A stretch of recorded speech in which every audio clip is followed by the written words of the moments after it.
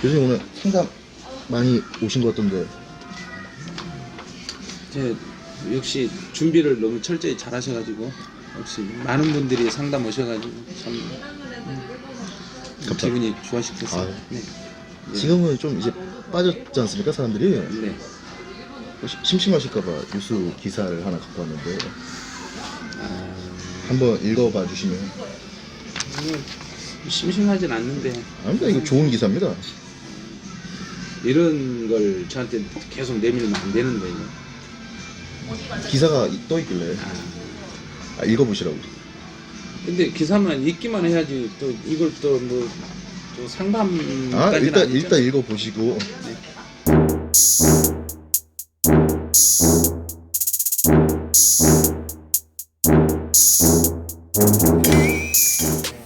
안녕하세요.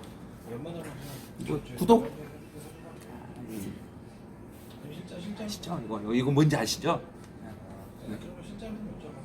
좋아요, 구독 아시죠? 네. 이거 안 하면 안 된대요. 꼭 하셔야 돼요. 네. 자, 오늘은 어떤 내용으로 보시냐면은 이 신문 기사가 나와가지고 이 기사를 저한테 준 거예요. 그러면서 제가 이걸 정책을 하는 사람이 아닌데 죄송한 이게 안 꽂아놨는데 구독부터 좀. 실무 사례를 이제 하나씩 이렇게 올려준다는 것은 많이 어려워요. 어려운데 오늘 사례는 이제 여기를 한번 이렇게 살짝 보시면 종부세가 너무 많이 나오니까 강남 집값 잡을 수 있겠냐 이거예요. 결론 못 잡아요. 왜? 세금이 아무리 올라도 집값 오른 만큼 오르지는 않아요, 세금이. 그래서 집값이 잡히진 않는데 이제 뭐가 겁이 나냐면 겁이 나는 건 이거죠. 해년마다 보유세를 많이 인상을 해버리기 때문에 그 인상을 못 견디는 거죠. 이제 만약 견딜 수만 있으면 세금 부담을 세입자한테 전가시켜버려요. 그래서 혹시 내가 이제 집을 하나를 가지고 있고 그 집을 내가 직접 거주하고 있다고 하면 세금 부담이 커도 나는 누구한테 전가시키지 못하고 내가 가지고 있어야 돼요. 그러면 그 사람은 팔 수는 있겠죠. 그런데 내가 집을 두 개를 가지고 있는 사람인데 하나는 내가 거주하고 하나를 임대를 내줬으면 그 임차인에게 임대료를 올려버리는 거예요. 그래서 정부는 그 임대료 부담을 올리지 못하도록 해서 법을 어떻게 했냐면 전체 임대료를 매년 5% 이상 올리지 못하도록 상한을 정해버린 거예요. 상한선을. 그래서 그 상한선을 정해놓고 상한선보다 더 많은 종부세를 물리니까 종합부동산세 부담이 크다 보니까 이제 집을 내놓을 거다. 이제 집값이 그래서 떨어질 거다 이렇게 생각하는데 근데 거의 대부분 생각은 달라요. 많은 분들의 생각은 아무리 세금이 올라가도 집을 매각을 안 할 거다. 왜? 다른 새 정권이 들어서면 그때는 세율을 낮출 거다. 이렇게 예상을 하고 있는 거죠. 그래서 예전에도 그렇게 했기 때문에 이번에도 똑같은 그런 과정을 거칠 거다. 그래서 우리 그 경기 순환 사이클 있죠. 이게 올라갔다가 내려갔다가 올라갔다 내려갔다 하는데 지금은 올라가고 있는 선에 있다 이거예요. 선에 있는데 이게 어느 순간 꺾어져 가지고 밑으로 내려올 수도 있다는 거죠. 그래서 내려오면은 그때는 지금보다 세금이 훨씬 줄어든다는 얘기죠. 그래서 지금 생각하시는 분들은 거의 대부분 집값은 종부세를 가지고 집값을 잡을 수 없다고 생각을 해요. 근데 의외로 금매가 내년 상반기에 나올 수는 있어요. 금매물이 나올 수는 있는데 그 금매물이 나올 수밖에 없는 것은 세금 부담이 기존에 비해서 3배가 증가했거든요. 3배. 1,000만 원 낸 사람 3천만 원이에요. 1억 낸 사람 3억이에요. 이렇게 부담이 세니까 내놓을 거란 얘기죠. 그러고 나서 내년에는 또 올해보다 5%를 인상을 해요. 5% 인상하고 또 공시가격이 올라가니까 올해보다 또 2배 정도 또 올라가요. 그래서 매년 그 전년도 대비 2배에서 3배 정도가 종부세가 올라가요. 그래서 그걸 못 버티시는 분들은 내년 6월 1일 전에 팔아야 돼요. 왜냐하면 6월 1일 날 가진 사람에게 종부세가 나오니까. 그래서 내년 상반기가 이제 급매물이 나올 수 있는 기회다 이렇게 보고는 있는데 예전에도 그랬어요. 근데 지금도 급매물은 나오지는 않을 거예요. 몇 개 일부 소수가 나오지 많은 급매물은 나오지 않을 거란 얘기예요.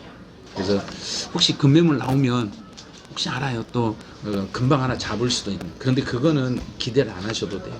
그래서 이런 기사들을 쓴다는 건요.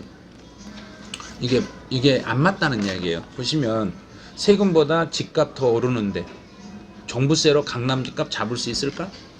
세금보다 집값이 세금 1,000만 원 오르는데 집값 1억 올랐잖아. 그럼 차라리 세금 내고 말죠. 그런데 그 집값을 잡으려고 종부세를 계속 올리니까 계속 집값이 올라가는 거예요. 이런 식으로. 그래서 이걸 의문이라는 거예요. 못 잡는다는 거예요. 예. 그래서 잡을 수 있는가 이제 기사를 쓰는데 이 기자 이렇게 쓰는 이 사례를 보면 이분들도 절대 불가능할 거다 이렇게 쓰는 거예요. 그래서 우리는 종부세를 어떤 분은 그러더라. 나도 제발 종부세 한번 내보자. 또 어떤 분은 내가 작년에는 종부세를 냈는데 올해 종부세 고지서가 안 나왔는데 그걸 어떻게 고지서를 받아야 되냐. 근데 작년보다 가격이 떨어지면 안 나올 수도 있어요. 만약에 작년에 종부세를 냈는데 올해 그 작년에 있는 그 물건을 그대로 가지고 있는 분이라면 작년보다 공시 가격이 올라갔을 거란 얘기예요. 그럼 올해도 당연히 종부세가 나왔어야 돼요. 안 나왔다면 세무서에 연락을 해가지고 세무서에서 확인을 받으시거나 아니면은 지금 12월 1일 이전에 5일 전에 고지서가 발급되는데 좀 늦을 수도 있어요. 늦을 수 있으니까 이번 주 안에 세무서에 연락을 해가지고 혹시 제가 종부세 대상인가 아닌가 확인하셔가지고 대상자면 고지서를 먼저 받으셔야 돼요. 만약에 안 받으시면 나중에 가산금 문제 생길 수도 있고 또 혹시 이런 경우도 있어요. 이번 연도 중에 주소를 이전하신 분이 있어요. 집 주소를 이전하신 분은 옛날 주소로 고지서가 가기 때문에 지금 고지서가 다른 그 고지서가 옛날 종전 집으로 갔을 수 있으니까 그거 꼭 확인하셔가지고 고지서를 받아 놓으시고 이렇게 다시 하셔야 돼요. 근데 이번 연도 종합부동산세는 12월 15일까지 내셔야 돼요. 12월 15일까지 납부를 하셔야 되기 때문에 그날까지 납부를 못 하시면 가산금 문제 발생할 수 있으니까 꼭 주의하시고 이 종부세를 올려가지고 집값을 잡는다는 것은 사실은 살짝 위험하기 때문에 종부세가 너무 올라간다고 해서 집값이 떨어지거나 그렇지는 않아요. 그래서 종부세하고 집값하고는 서로 올라가면 올라간 만큼 집값이 더 올라갈 수 있다는 걸 꼭 생각을 해 주셔야 돼요. 그러니까 여러분들도 종합부동산세 때문에 내가 집을 팔란다 이 생각을 했을 때는 집값 올라가는 비율하고 세금 올라가는 비율을 꼭 비교해 보셔가지고 판단 잘 해주시기 바라네요. 네? 이거 계속 실무 이렇게 하나씩 올려드리는데 여러분들이 이걸 많이 해주셔야죠. 좋아요, 구독 이거 많이 해주시고 또 더 좋은 것은 여러분들이 주변에 중개사 공부를 하시는 분들이 있으면 강남 메가랜드 아시죠? 강남역 1번 출구에서 그 메가랜드 전화만 하시면 바로 우리 직원들이 친절하게 안내를 해주실 거예요. 그래서 강남 메가랜드로 꼭 보내주시기 바랍니다. 네, 오늘 사례는 여기서 마치죠.